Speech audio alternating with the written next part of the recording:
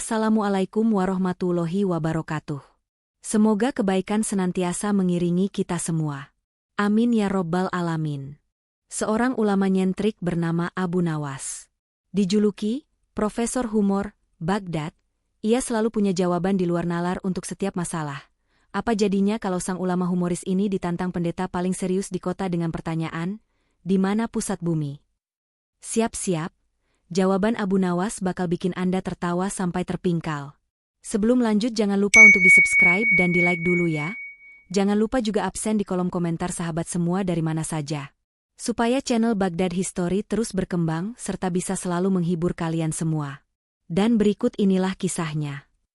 Di jantung kota Baghdad yang sibuk, sebuah kota yang dikenal dengan pasar rempahnya yang harum dan masjid-masjid berkubah megah, hiduplah seorang ulama dan penyair bernama Abu Nawas. Ia bukan ulama biasa.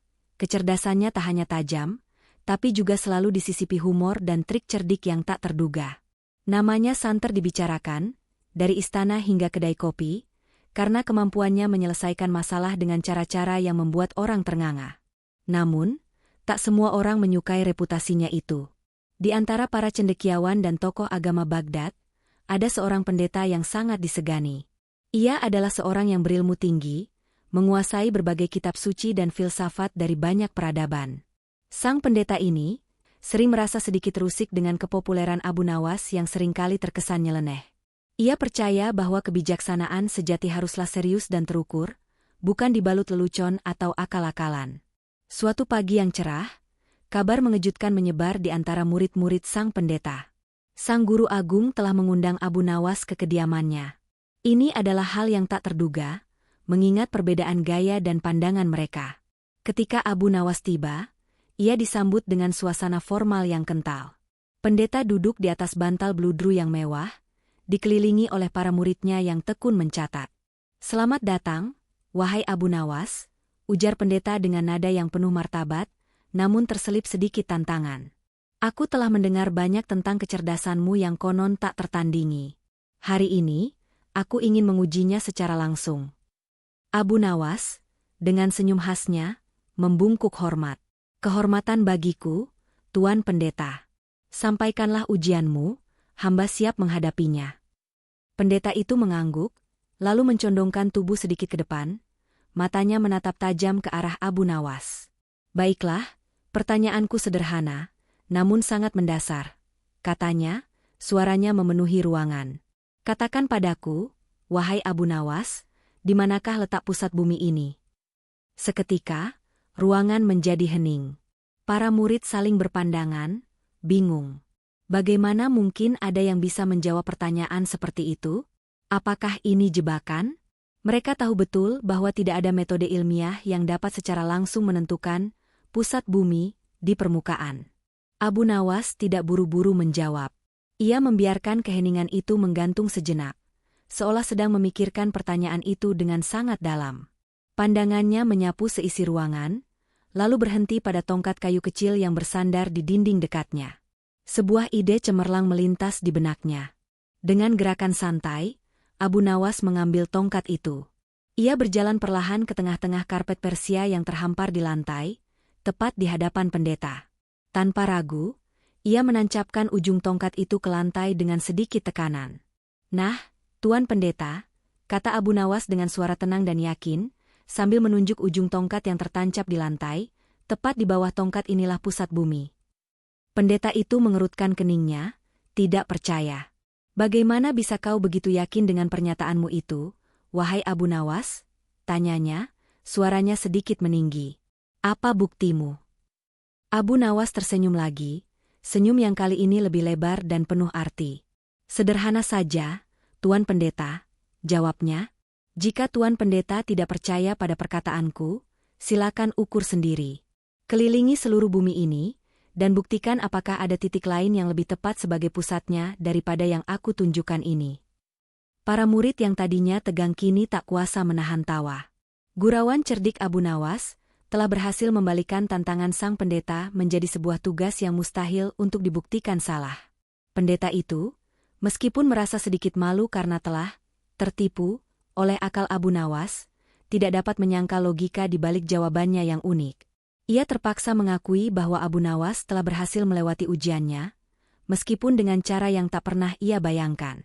Sejak hari itu, Abu Nawas semakin diakui kecerdasannya, bukan hanya oleh rakyat jelata, tetapi juga oleh para cendekiawan terkemuka. Dan sang pendeta, meskipun enggan, harus mengakui bahwa kecerdasan sejati terkadang hadir dalam bentuk yang paling tak terduga, dan seringkali dibalut dengan senyum dan kecerdikan yang menggelitik.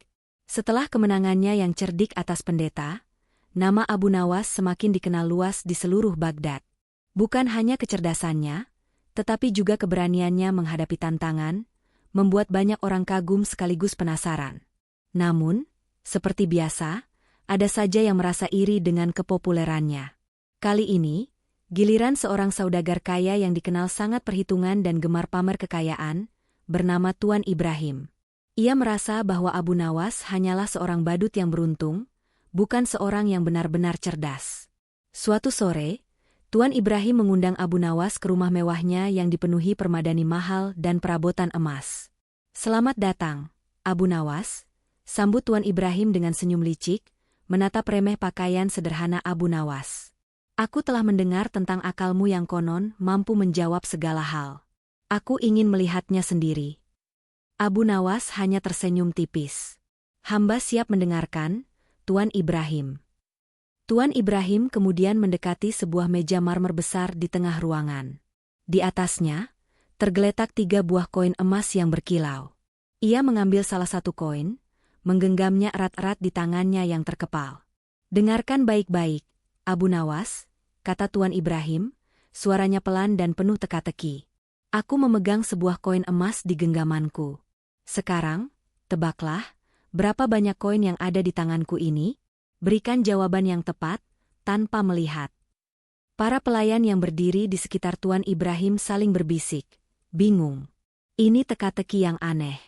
Bagaimana mungkin Abu Nawas bisa tahu jumlah koin di tangan yang terkepal tanpa melihatnya? Apalagi Tuan Ibrahim tadi sudah menunjukkan 3 koin di meja, dan kini hanya menggenggam 1. Abu Nawas menatap tangan Tuan Ibrahim yang terkepal rapat, lalu beralih ke wajah sang saudagar yang penuh tantangan. Ia berpikir sejenak, kemudian senyum cerdik kembali mengembang di bibirnya. "Mudah saja, Tuan Ibrahim," jawab Abu Nawas dengan santai. "Di tanganmu itu, ada 1 koin." Tuan Ibrahim terdiam sejenak, raut wajahnya menunjukkan kekagetan yang jelas. Ia membuka genggamannya, dan benar saja, hanya ada 1 koin emas di telapak tangannya. Bagaimana kau bisa tahu?" Tuan Ibrahim bertanya, suaranya sedikit gemetar karena terkejut. Ia tidak menyangka Abu Nawas bisa menjawab secepat itu. Abu Nawas tertawa kecil.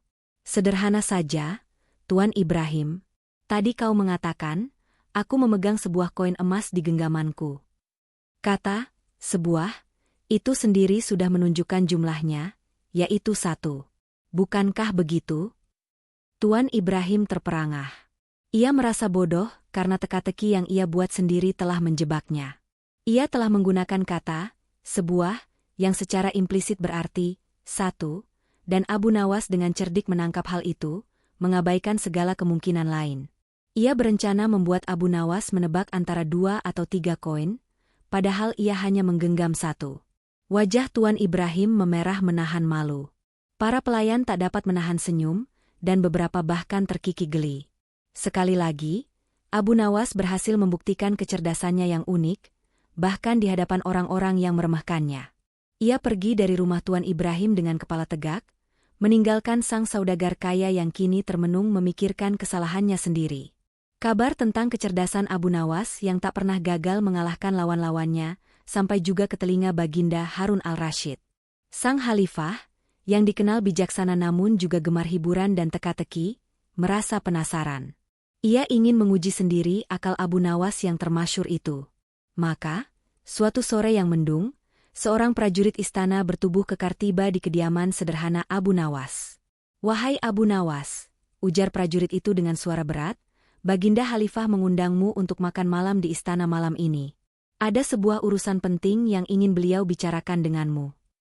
Abu Nawas tersenyum tipis. Ia tahu betul undangan ini bukan sekadar jamuan biasa. Pasti ada maksud tersembunyi di balik keramahan Baginda.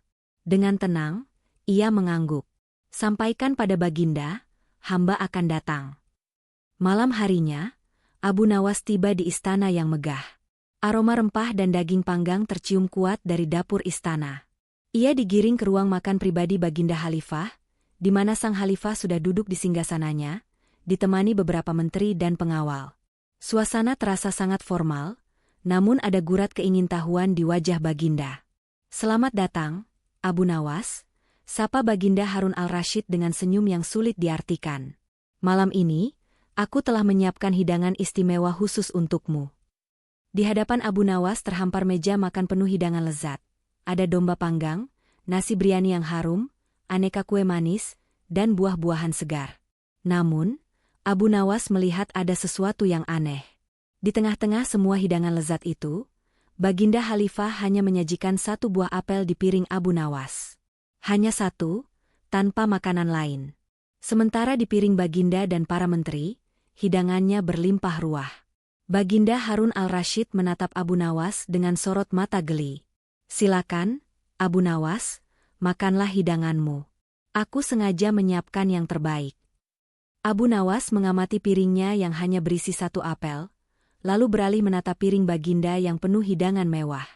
Ia tahu ini adalah sebuah ujian. Jika ia mengeluh, ia akan dianggap tamak.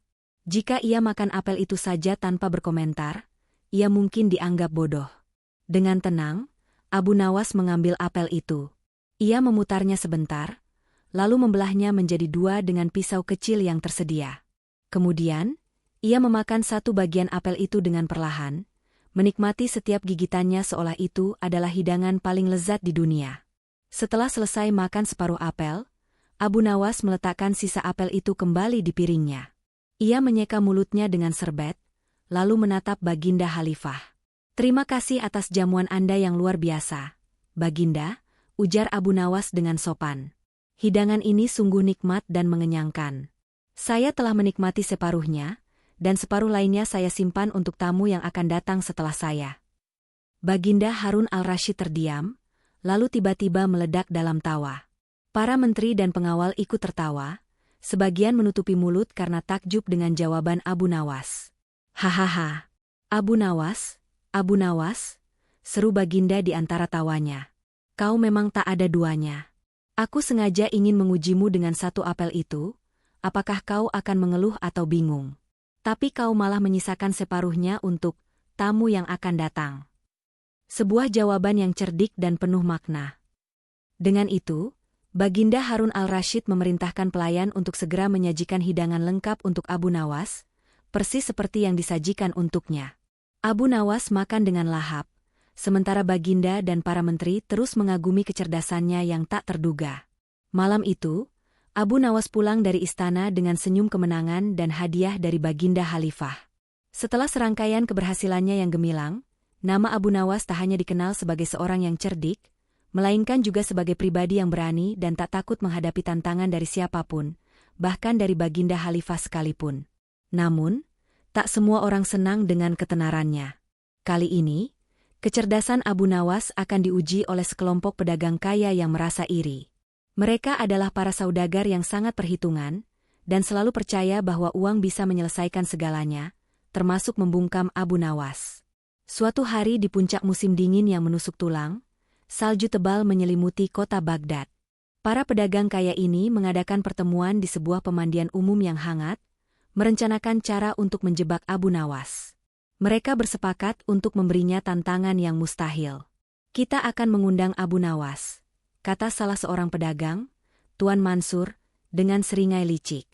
"Kita akan menantangnya untuk menghabiskan malam di luar, di tengah salju yang beku ini, tanpa api atau selimut.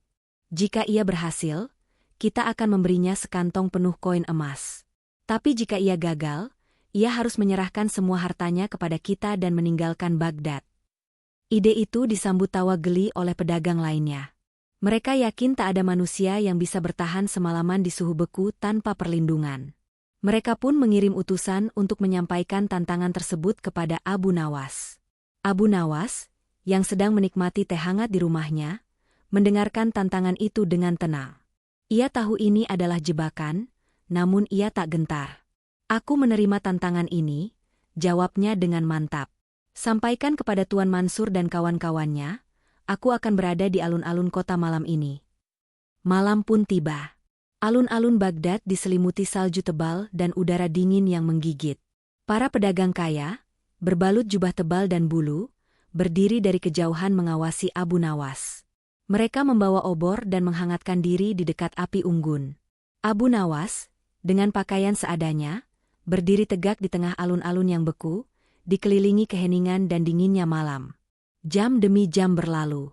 Dinginnya malam semakin menusuk. Para pedagang tertawa kecil, yakin Abu Nawas akan menyerah. Namun, Abu Nawas tetap berdiri di sana, meskipun sesekali ia terlihat menggigil. Ia terus menatap ke arah sebuah bukit kecil di kejauhan, di mana terdapat sebuah lilin kecil yang menyala samar-samar dari rumah seorang penjual roti. Ketika fajar mulai menyingsing dan salju masih menumpuk, Abu Nawas masih berdiri tegak. Para pedagang terkejut. Mereka mendekatinya dengan wajah tak percaya. "Bagaimana mungkin kau bisa bertahan, Abu Nawas?" tanya Tuan Mansur, suaranya dipenuhi kekaguman sekaligus kekesalan. "Kau tidak menggunakan api, tidak ada selimut, dan tidak ada tempat berlindung." Abu Nawas tersenyum. Wajahnya sedikit pucat, tetapi matanya bersinar cerdas. "Aku memang tidak memiliki api di dekatku," jawabnya. "Namun, sepanjang malam aku menghangatkan diriku dengan cahaya sebuah lilin."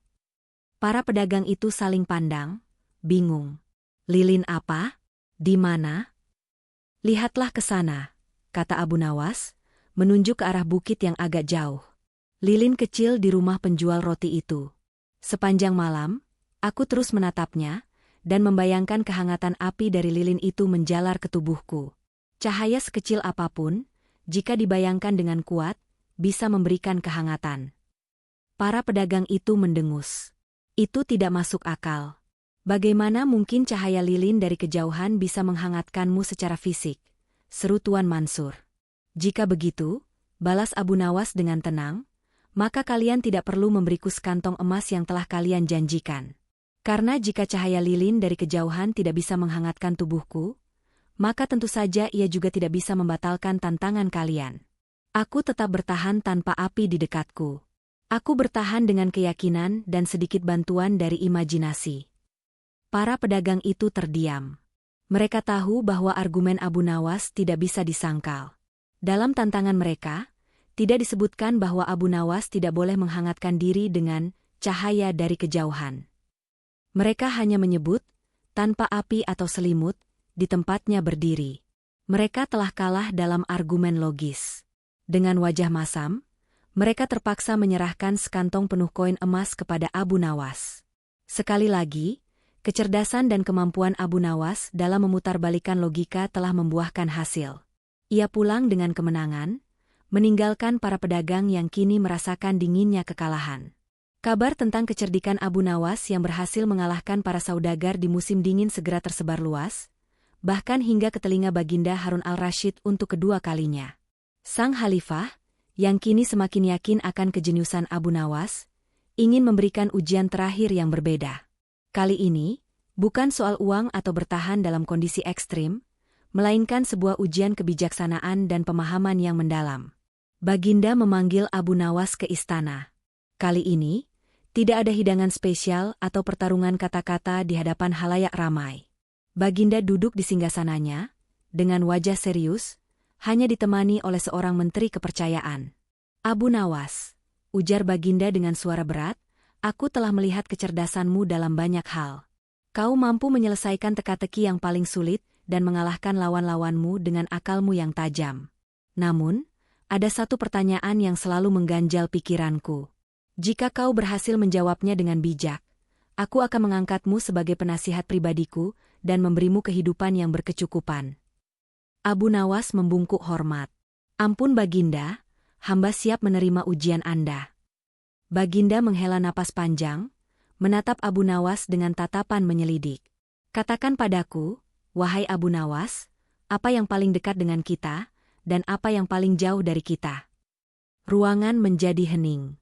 Ini bukan teka-teki tentang tempat atau jumlah, melainkan tentang konsep abstrak. Sang menteri di samping Baginda terlihat berpikir keras, mencoba mencari jawaban yang logis. Apakah itu keluarga? Harta?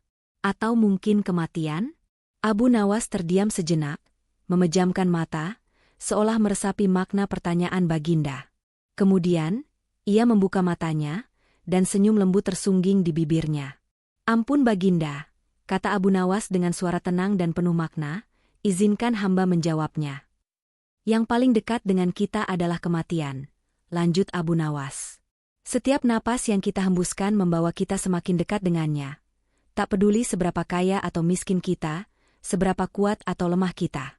Ia adalah kenyataan yang pasti dan tak terhindarkan." Baginda Harun al-Rasyid mengangguk perlahan, ekspresi serius di wajahnya menunjukkan persetujuan. Sang menteri juga mengangguk, mengakui kebenaran kata-kata Abu Nawas. "Dan yang paling jauh dari kita adalah masa lalu," sambung Abu Nawas. "Kita bisa mengingatnya, merenunginya, bahkan menyesalinya. Namun, kita tidak akan pernah bisa kembali ke sana, mengubah apa yang telah terjadi, atau mengulanginya. Sekali berlalu, ia akan pergi selamanya, tak terjangkau oleh tangan kita." Sesaat, keheningan menyelimuti ruangan. Baginda Harun al-Rasyid menatap Abu Nawas dengan takjub. Jawaban Abu Nawas bukan hanya cerdik, tetapi juga syarat makna filosofis dan kebijaksanaan. Ini bukan sekadar akal-akalan, melainkan refleksi mendalam tentang kehidupan itu sendiri. "Sungguh luar biasa, Abu Nawas," seru Baginda akhirnya, suaranya dipenuhi kekaguman yang tulus. "Kau tidak hanya cerdas, tetapi juga bijaksana. Jawabanmu adalah kebenaran yang sering kita lupakan. Kau memang pantas menjadi penasihat pribadiku." Sejak hari itu, Abu Nawas diangkat menjadi penasihat terkemuka di istana Baginda Harun al-Rasyid. Ia tidak lagi hidup dalam kesederhanaan, namun tetap rendah hati. Kecerdasan dan humornya terus mewarnai kehidupan istana, dan kisahnya terus diceritakan dari generasi ke generasi sebagai pelajaran tentang akal budi, keberanian, dan kebijaksanaan yang tak terduga.